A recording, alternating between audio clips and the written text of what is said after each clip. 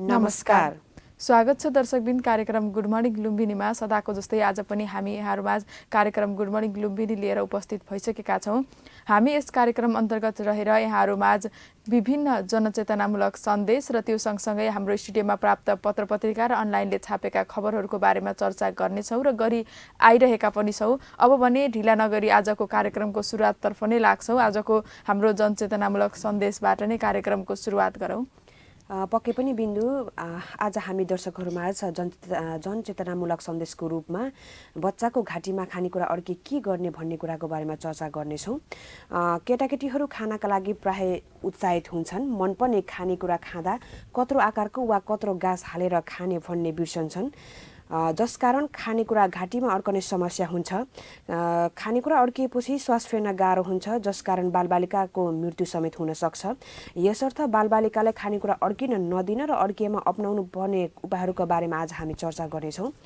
बच्चालाई गाजर खान नदिनुहोस्। स्याउ र अन्य ठोस फलहरू सानो सानो टुक्रा बनाएर मात्रै दिनुहोस्। बच्चालाई राम्रोसित चपाएर मात्र निल्न सिकाउनुहोस्। काजु, पिस्ता, बदाम लगायतका ड्राई फ्रुट्स अड्कन सक्छ, यो कुरामा सचेत रहनुहोस्।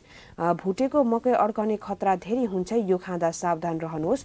त्यसैगरी 1 वर्ष मुनिका शिशुहरूको घाँटीमा खानेकुरा अड्किए के गर्ने भन्ने कुराको बारेमा अब हामी चर्चा गर्नेछौँ। धेरै हल्ला नगर्नुहोस् र नचिच्याउनुहोस्, अथवा त्यसको मतलब तपाईँहरू 1 वर्ष मुनिका शिशुहरूको घाँटीमा केही खानेकुरा अड्किएको छ नअतालिनुहोस्। यदि तपाईँहरू अतालिनुभयो भने बच्चा छन् अतालिन सक्छ र समस्या उत्पन्न हुन सक्छ। बच्चालाई आफ्नो काखमा घोप्टो पारेर राख्नुहोस्। त्यसपछि बीचमा बच्चाको टाउको र घाँटीलाई सहारा दिनुहोस्। ध्यान दिनुहोस् कि बच्चाको टाउको मुटुको तहभन्दा माथि नै हुनुपर्दछ। बच्चाको पिठ्यू र काँधको बीच भागमा हल्का रूपमा धाप मार्नुहोस्। यो प्रक्रिया दोहोऱ्याइरहनुपर्छ।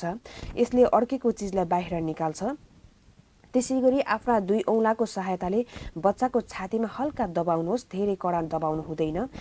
अड्केको वस्तु बाहिर ननिस्किउन्जेल यो प्रक्रिया गरिरहनुहोस् भन्न चाहन्छौँ। आज हामीले बच्चाको घाँटीमा खानेकुरा अड्किए नतालिकन कसरी त्यसैलाई सजिलैसँग त्यो समस्या समाधान गर्न सकिन्छ भनेको बारेमा छोटो चर्चा गऱ्यौँ। आशा गर्दछौँ आजबाट यहाँहरूले यो उपायलाई अपनाउनु हुनेछ र यदि कुनै दिन हजुरको जिन्दगीमा पनि त्यस्तो समस्या उत्पन्न भए त्यसलाई सहजीकरण गरी त्यसलाई चाहिँ समस्या समाधान गर्नुहुनेछ भन्ने आशा गर्दछौँ। पक्कै पनि हामी अब सबै दर्शकहरूमा जे आशा नै राख्छौँ कि अब हाम्रो केही 2-4 शब्द सानो चेतनाले गर्दा यहाँको जिन्दगीमा ठुलो परिवर्तन ल्याउन मद्दत पुगोस् भन्दै अब भने हामी आजको कार्यक्रमको दोस्रो सेगमेन्ट अर्थात् हाम्रो स्टुडियोमा प्राप्त पत्रपत्रिका र अनलाइनले छापेका खबरहरूतर्फ नै लाग्छौँ। आज भने हामीसँग जनसङ्घर्ष, गौतम बुद्ध राष्ट्रिय दैनिक र त्यस्तै गरी बुटोल टुडे, दैनिक पत्र, दैनिक लुम्बिनी लगायतका पत्रपत्रिकाहरू रहेका छन् र त्यो सँगसँगै नागरिक न्युज.com, ग्लोबल आवाज.com र अनलाइन खबर.com जस्ता अनलाइनहरू पनि रहेका छन्। जसमध्ये जनसङ्घर्षले आज आफ्नो प्रथम पृष्ठमा आज पत्रकार महासङ्घको नेतृत्व चयन हुँदै भन्ने शीर्षक राखेर आजको जल्दो बल्दो समाचारलाई प्रथम पृष्ठमा मुख्य हेडलाइन बनाएर छापेको छ। त्यस्तै गरेर गौतम बुद्ध सन्देशले लुम्बिनी प्रदेशमा सरकार पुनर्गठन हुँदै भन्ने शीर्षक राखेर आफ्नो प्रथम पृष्ठमा खबर छापेको छ। त्यस्तै गरी बुटोल टुडेले फेरि संसद विघटनको खेल सुरु, चित्रबहादुर केसी भन्ने शीर्षकमा उहाँको तस्बिर सहितको खबरलाई छापेको छ। त्यस्तै गरी दैनिक पत्रले संसद अधिवेशन अन्त्य गर्ने निर्णयप्रति संसदको असन्तुष्टि भन्ने शीर्षक राखेर आफ्नो प्रथम पृष्ठमा संसद न्यौपाने र पन्थी पदमुक्त भन्ने उपशीर्षक राख्दै उहाँहरू दुवैजनाको तस्बिर सहित खबरलाई छापेको छ। त्यस्तै गरी नागरिक न्युज.comले गण्डकीमा पत्रकारलाई कर्मचारीले कारबाही गर्ने विधेयकको विरोध भन्ने शीर्षक राखेर खबर लेखिएको छ। त्यस्तै गरी ग्लोबल आवाज.comले राइट सेटिङ युवाका लागि आय स्रोतको माध्यम बन्न सक्छ भन्ने शीर्षक राखेर खबर लेखेको छ। त्यस्तै गरी अनलाइन खबर.comले सरकारी विद्यालयमा सूचना प्रविधि प्रयोगशाला बनाउने परियोजनामा अनियमितताको आरोप भन्ने शीर्षक राखेर खबर लेखेको छ। अब भने हामी खबरको विस्तृतीकरणतर्फ नै लाग्छौँ, जस अन्तर्गत आजको एकदमै जनचासोको विषय पनि भनौँ पत्रकार महासङ्घको नेतृत्व चयन हुँदै भन्ने शीर्षकमा लेखिएको खबरलाई नै प्रथम खबर बनाएर यहाँहरूमाझ प्रस्तुत गर्दैछौँ। नेपाल पत्रकार महासङ्घको 26औं अधिवेशन अन्तर्गत नयाँ नेतृत्वका लागि आज बुधबार देशभर मतदान हुँदैछ। निर्वाचनका लागि केन्द्र, प्रदेश तथा जिल्लामा 2 दिन अगाडि उम्मेदवारी दर्ता कार्यक्रम सकिएको थियो। चुनावी मैदानमा उत्रिएका उम्मेद्वारहरू अन्तिम रस्साकस्सीमा लागेका छन्। निर्वाचनको सम्पूर्ण तयारी पूरा भएको पत्रकार महासंघले जनाएको छ। बिहान 9 बजेदेखि 5 बजेसम्म देशभर एकैपटक मतदान सुरु हुने जनाइएको छ। उम्मेद्वारहरू मत तान्न व्यक्तिगत तथा समूहगत भेटघाट, फोन सम्पर्क र सामाजिक सञ्जाल मार्फत भोट माग्दै आएका छन्। महासंघको नयाँ नेतृत्वका लागि केन्द्रमा निर्मला शर्मा र विपुल पोखरेलको दुई छुट्टा छुट्टै प्यानल, केन्द्रदेखि नै press union, press centre, press चौतारी, प्रगतिशील पत्रकार संघ सहित 11वटा संगठनको साझा उम्मेद्वारको रूपमा पोखरेल प्रेस चौतारी चुनावी मैदानमा रहेका छन्। त्यसैगरी अध्यक्ष पदमा गजेन्द्र बुढाथोकी पनि चुनावी प्रतिस्पर्धामा छन्। सबै उम्मेद्वारहरूले श्रमजीवी पत्रकारको पेशागत सुरक्षा र पत्रकार महासंघको शुद्धिकरणलाई मुख्य मुद्दा बनाएका छन् भन्दै जनसङ्घर्षले आफ्नो प्रथम पृष्ठमा खबर लेखेको छ। त्यसैगरी आजको नवतिलोत्तमा राष्ट्रिय दैनिकले संक्रमण बढे पनि डराउनु पर्दैन भन्ने शीर्षकमा हृदय त्रिपाठीको भनाइलाई लेखिएको छ। स्वास्थ्य तथा जनसङ्ख्या मन्त्री हृदय त्रिपाठीले कोभिड-19 को संक्रमण बढे पनि आतंकित हुनुपर्ने अवस्था नरहेको बताउनु भएको छ। त्रिकाल प्रोडक्सनले आयोजना गरेको नेपाल स्वास्थ्य सम्मेलन 2021 को मंगलबार उद्घाटन गर्दै उहाँले छिमेकी मुलुकमा कोभिड-19 को संक्रमण बढे पनि नेपालमा संक्रमण बढ्न नदिने बताउनुभयो। उहाँले भारतमा संक्रमण बढ्दै गएकोले नेपालमा पनि फेरि संक्रमणको जटिलता थपिएको बताउनुभयो। उहाँले सीमा नाकामा एन्टिजेन परीक्षण गरेर संक्रमणलाई रोकथाम र नियन्त्रण गरिने जानकारी दिनुभयो। मन्त्री त्रिपाठीले सीमा नाकाबाट आउने संक्रमितलाई राख्न आइसोलेसन क्वारेन्टाइन बनाउने कार्य पनि सुरु गरिएको बताउनुभयो। उहाँले सञ्चार माध्यमलाई पनि संक्रमणको त्रास फैलाउने गरी समाचार सम्प्रेषण नगर्न आग्रह गर्नुभयो। अहिले संक्रमणको कारण आतंकित हुनुपर्ने अवस्था छैन भन्दै आजको नवतिलोत्तमा राष्ट्रिय दैनिकमा खबर लेखिएको छ। त्यस्तै आजको बुटोल टुडेले फेरि संसद विघटनको खेल सुरु भन्ने शीर्षक राखेर खबर लेखेको छ। राष्ट्रिय जनमोर्चाको चौथो राष्ट्रिय सम्मेलन बुटोलमा सुरु भएको छ। 3 दिनसम्म चल्ने राष्ट्रिय सम्मेलनको मंगलबार राष्ट्रिय जनमोर्चाका अध्यक्ष चित्रबहादुर केसीले उद्घाटन गर्नुभएको छ। उद्घाटन समारोहमा बोल्दै अध्यक्ष चित्रबहादुर केसीले पुनर्स्थापित संसद फेरि विघटनको खेल सुरु भएको बताउनुभयो। सरकारले संसदलाई बिजनेस दिन नचाहेको उल्लेख गर्दै देशलाई निकास दिन प्रधानमन्त्रीले राजीनामा दिनुको विकल्प नभएको तर्क गर्नुभएको छ। उहाँले प्रधानमन्त्री ओलीलाई राजीनामा गराएर वामपन्थीको संयुक्त सरकार बनाउनु पर्ने बताउनु भएको छ। सरकारको असफलताको कारण नेपालमा बाह्य शक्ति सक्रिय भएको पनि दावी गर्नुभएको छ। उहाँले भारतले नेपाललाई अस्थिरता चाहेको उल्लेख गर्दै नेपालको अखण्डता र सार्वभौमकतामाथि भारतले पहिलादेखि नै कब्जा जमाउन गतिविधि सञ्चालन गरिरहेको दावी गर्नुभयो। नेपालमा जबरजस्त एमसीसी ल्याएर अमेरिकाले नेपालको परराष्ट्र नीति झल्काएर नेपाललाई चीन विरोधी अखडा बनाउन खोजेको बताउनुभयो। नेपालमा हिन्दू राष्ट्र कायम गर्न खोज्ने भारत र एमसीसी ल्याएर अमेरिकी सेना नेपाल भित्र्याउन खोज्ने अमेरिकी नेपालको हितमा नभएको दावी गर्नुभयो। उहाँले संघीयताको विरोध गर्दा नेपालमा राष्ट्रिय जनमोर्चालाई राजनीतिक रूपमा एक्लाइएको स्मरण गर्दै अहिले संघीयताको विरोध गर्ने संख्या बहुसंख्यक भइसकेको बताउनुभयो। संघीयता असफल भएको दावी गर्दै एउटा सरकार चलाउन नसकेको देशले 8वटा सरकार चलाउन सम्भव नभएको पुष्टि भएसँगै संघीयता असफल भइसकेको र संघीयतालाई संघीयताको घाँडो भएको बताउनुभयो। राष्ट्रिय जनमोर्चाकी उपाध्यक्ष तथा संसद दुर्गा पौडेलले सरकारले असफलताका कारण मुलुक संकट भोग्नु परेको बताउनुभयो। अनियमितता, भ्रष्टाचार, महँगी सीमा नाघेको उल्लेख गर्दै हत्या हिंसा घटना संलग्नलाई सरकारले कारबाही गर्न नसकेको बताउनुभयो भन्दै बुटोल टुडेले आफ्नो प्रथम पृष्ठमा तस्बिर सहितको खबर छापेको छ। त्यसैगरी आजको दैनिक पत्र राष्ट्रिय दैनिकले संसद अधिवेशन अन्त्य गर्ने निर्णयप्रति सांसदको असन्तुष्टि भन्ने शीर्षकमा खबर लेखिएको छ। लुम्बिनी प्रदेश सभाको अधिवेशन अन्त्य गर्ने मन्त्री परिषदको निर्णयप्रति प्रदेश सभा सदस्यहरूले आपत्ति जनाएका छन्। प्रदेश सभा सदस्यहरूले काम गर्नुपर्ने समयमा बिजनेस नपाएको बहानामा बैठक बन्द गर्ने निर्णयप्रति उनीहरूले असन्तुष्टि जनाएका हुन्। बैठकमा बोल्दै प्रदेश सभा सदस्य वीरबहादुर राणाले छिटो संसद अधिवेशन अन्त्य गरेकोमा आपत्ति जनाएका छन्। लुम्बिनी प्रदेश सभाको मंगलबार बसेको बैठकमा बोल्दै उनले महत्त्वपूर्ण निर्णयहरू गर्नुपर्ने बेलामा बिजनेस नपाएको भन्दै अधिवेशन अन्त्य गर्न लागेकोमा आपत्ति जनाएका हुन्। प्रदेश सभाबाट बनाउनु पर्ने कानुनहरू नबन्दा प्रदेश सरकार कमजोर भइरहेको अवस्थामा बिजनेस नभएको भन्नु अशोभनीय भएको उनको तर्क थियो। केन्द्रमा देखिएको राजनीतिको असर प्रदेशमा देखिएको बताउँदै जनताको आवाज मुखारित गर्ने प्रदेश सभाको अधिवेशन अन्त्य गर्नु गलत भएको बताए।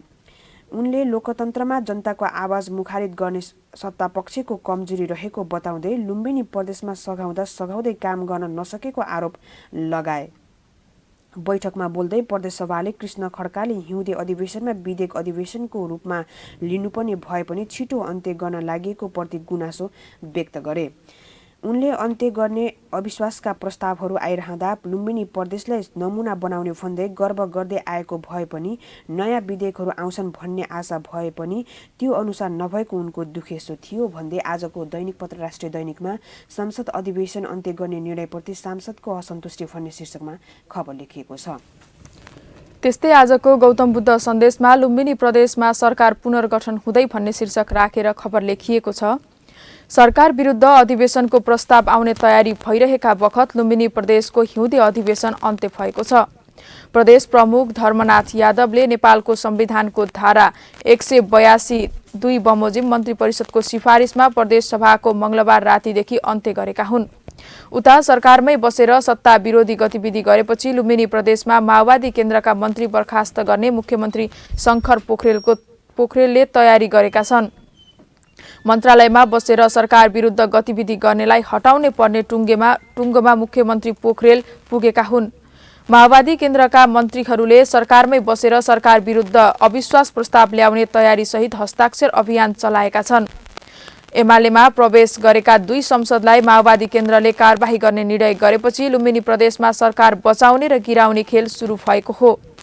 आन्तरिक मामिला मन्त्रालयमै सरकार गिराउने खेल सुरु गरिएको हो। माओवादी केन्द्र र विपक्षी दल नेपाली कांग्रेसले सरकार विरुद्ध अविश्वास प्रस्ताव ल्याउने तयारी सहित सोमबार हस्ताक्षर संकलन गरेको भए पनि आवश्यक संख्या नपुग्दा दर्ता गरिएको छैन। सरकार गिराउने तयारीमा छलफलका लागि कांग्रेस प्रतिनिधि सभाका प्रमुख सचेतक बालकृष्ण खाड समेत जिल्लामा सक्रिय भएर लागेका छन्। जनता समाजवादी पार्टीका 3 संसदले हस्ताक्षर नगरेका कारण अविश्वास प्रस्ताव दर्ता हुन सकेको छैन भन्दै गौतम बुद्ध सन्देशले आफ्नो प्रथम पृष्ठमा लुम्बिनी प्रदेशमा सरकार पुनर्गठन हुँदै भन्ने शीर्षक राखेर माओवादी मन्त्री बर्खास्त गर्ने तयारी भन्ने उपशीर्षक सहितको खबर छापेको छ। त्यसैगरी आजको मेचिकाली सन्देश राष्ट्रिय दैनिकमा हाटबजार आधुनिक र सुविधा सम्पन्न हुनुपर्नेमा जोड भन्ने शीर्षकमा खबर लेखिएको छ। हाटबजार व्यवसाय सङ्घ रूपन्देहीको 25औं वार्षिक साधारण सभा मंगलबार बुटोलमा सम्पन्न भएको छ। साधारण सभामा बोल्ने सहभागीहरूले अब आधुनिक हाटबजारको खाँचो देखिएको बताएका छन्। त्यसको लागि 3वटै तहका सरकारले सानो पुँजी लगानी गरी स्वरोजगार भएको व्यवसायले व्यवसाय गर्ने हाटबजार क्षेत्रलाई आधुनिक र सुविधा सम्पन्न बनाउनुतर्फ ध्यान दिनुपर्ने बताए। सानो लगानी ठूलो आकांक्षा हाटबजारबाट आत्मनिर्भरता बन्ने सङ्घको नारा रहेको छ। कार्यक्रममा बोल्दै हाटबजार व्यवसाय सङ्घका निवर्तमान अध्यक्ष भीमलाल गेवालीले अब आधुनिक हाटबजार बन्न आवश्यक रहेको बताए। आधुनिक हाटबजार र समग्र बजार क्षेत्रको विकासका लागि सबै व्यवसायहरू एकजुट हुनुपर्नेमा गेवालीले जोड दिए। सङ्घका संस्थापक अध्यक्ष टिकाराम पौडेलले हाटबजारमा खानेपानी, ट्रस्ट, शौचालय र विद्युतको सहज पहुँच पुर्याउन राज्यबाट ध्यान आवश्यक रहेको बताए।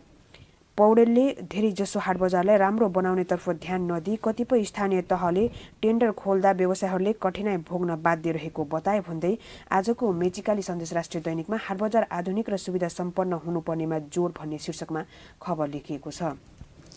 त्यस्तै गरी आजको नागरिक न्युज.com लगायतका विभिन्न अनलाइनहरू रहेका छन् हामीसँग।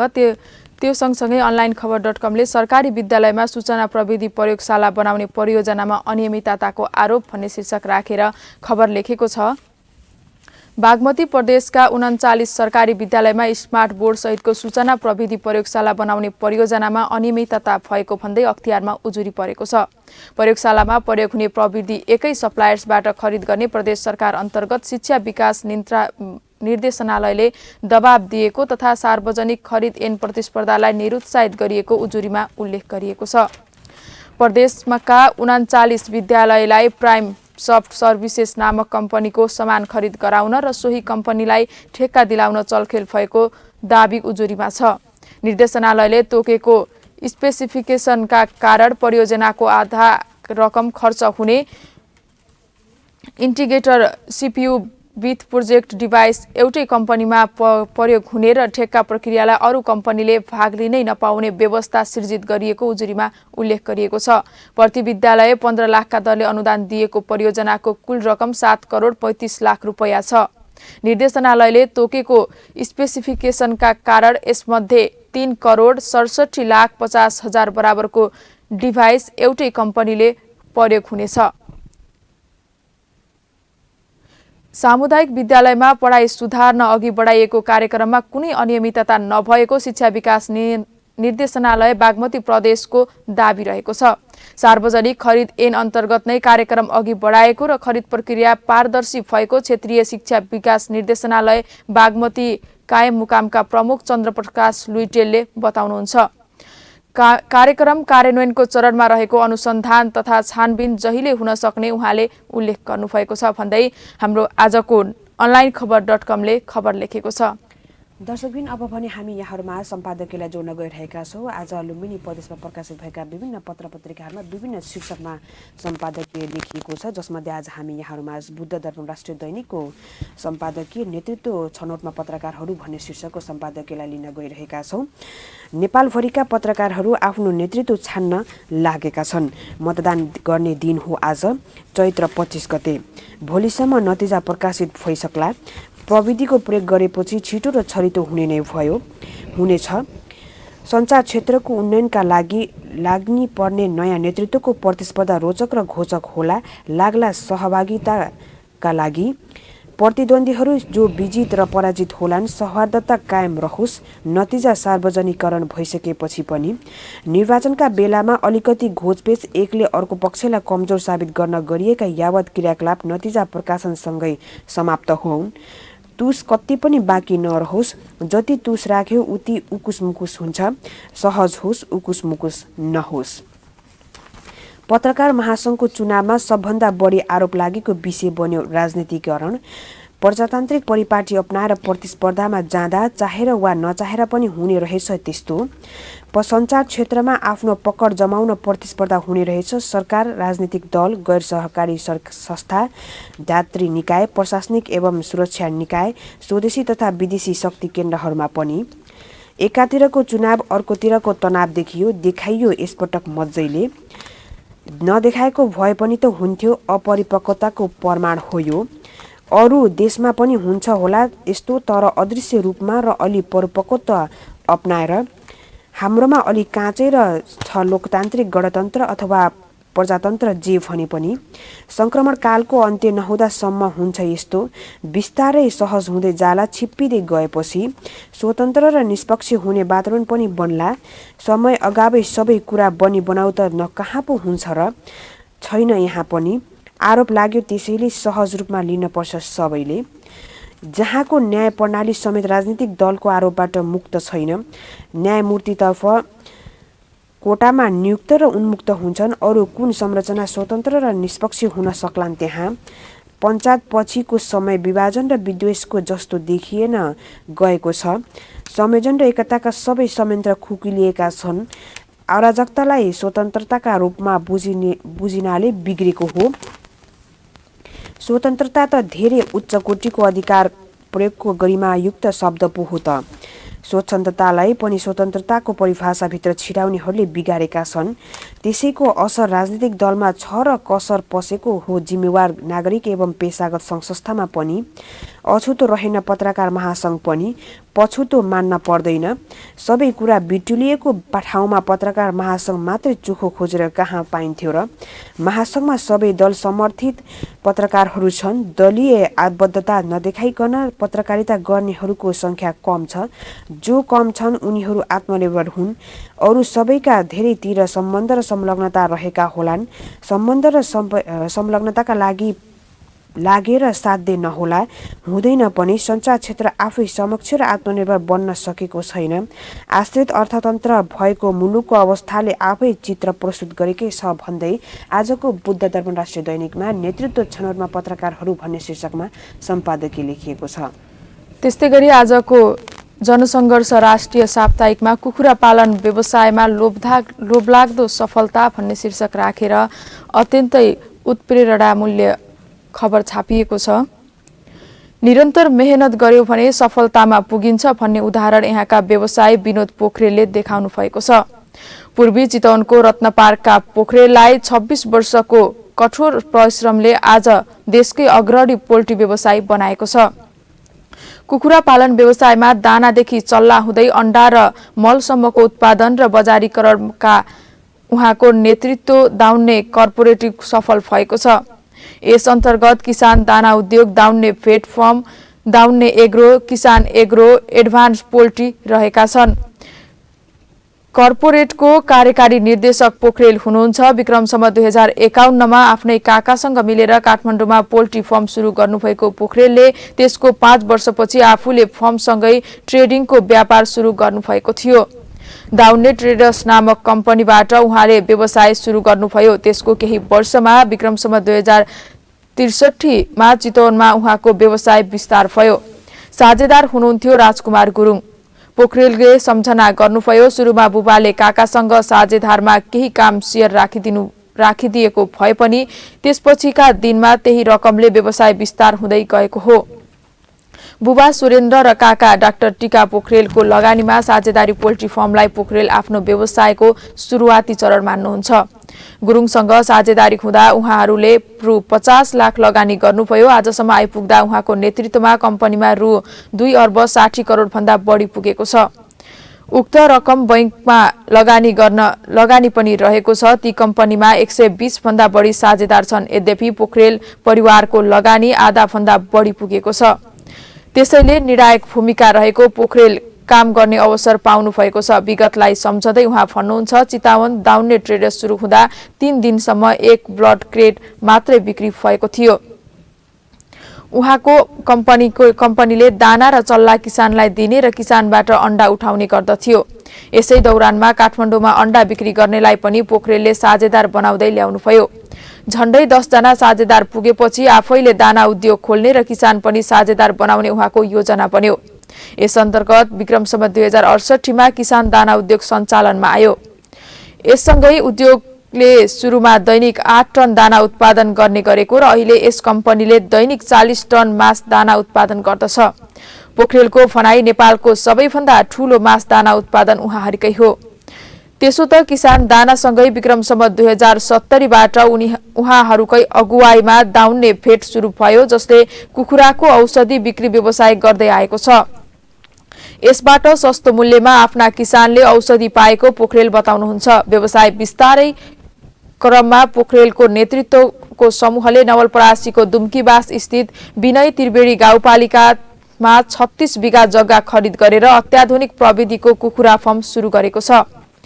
जर्मनी र मलेसियाको उपकरण जडित अत्याधुनिक उक्त फर्ममा हाल 2 लाख कुखुरा राखेका छन्। 1 वर्षभित्रमा 2 लाख थप गरी 4 लाख कुखुरा पुर्याउने उहाँको लक्ष्य रहेको छ। त्यसो त 3 वर्षभित्र त्यो संख्या 8 लाख पुर्याउने पोखरेलले बताउनुहुन्छ। त्यतिबेला उनीहरूको लगानी रु 4 अर्ब 50 करोड पुग्नेछ। पोखरेलले भन्नुभयो, विश्वकै आधुनिक प्रविधिलाई पछ्याएर कम लगानीमा धेरै उत्पादन गर्ने गरी हामी काम गर्दैछौँ। त्यहाँ प्राङ्गारिक मल उद्योग पनि उहाँकै कम्पनीले स्थापना गरेको छ। बजारमा मल लैजाने चरणमा कम्पनी पुगेको छ। पोखरेलका सबै कम्पनी 120 हाराहारीमा साझेदारी छन्। उनीहरू सबै कुनै न कुनै किसिमको हिसाबले कम्पनीसँग व्यवसाय र रोजगारीमा जोडिएका छन्। 180 जना रोजगारी दिएको कम्पनीको महत्त्वपूर्ण भूमिका काम गर्ने कर्मचारी अधिकांशको धेरथोर शेयर रहेको छ। पोखरेल भन्नुहुन्छ, काम गर्ने साथीहरूलाई आफूसँग रकम नभए बिना ब्याज कम्पनीले नै सापटी दिएर साझेदार बनाएको छु। रु 5 लाखदेखि माथि आफूले सकेसम्म कर्मचारीको शेयर राख्न पाउने व्यवस्था उहाँको कम्पनीमा छ। निरन्तर संघर्षबाट 45 वर्षको उमेरमा मिलेर यो सफलता धेरैका लागि पाठ हुन सक्छ। एकअर्का परिपूरक एउटै प्रकृतिको व्यवसाय भएका कारण पनि उहाँलाई सफलता चुम्न सहज भएको छ भन्दै जनसङ्घर्ष राष्ट्रिय साप्ताहिकले कुखुरा पालन व्यवसायमा लोभलाग्दो सफलता भन्ने शीर्षक राखेर हाम्रा युवाहरूका लागि एकदमै उत्प्रेरणाको खबर छापेको छ, जसलाई नारायण अधिकारीले लेख्नु भएको छ। दर्शकबिन, आज हामीले कार्यक्रम गुड मर्निङ लुम्बिनीको अवधिभर रहेर बच्चाको घाँटीमा खानेकुरा अड्के के गर्ने भन्ने कुराको बारेमा चर्चा गऱ्यौँ। त्यसपछि हामीले कार्यक्रमको दोस्रो सेगमेन्टमा हाम्रो यस लुम्बिनी प्रदेशमा प्रकाशित भएका विभिन्न पत्र पत्रिकाका खबरहरू र अनलाइनका खबरहरूको बारेमा पनि चर्चा गऱ्यौँ। अब भने हामी कार्यक्रम गुड मर्निङ लुम्बिनीको अन्त्यमा आएका छौँ।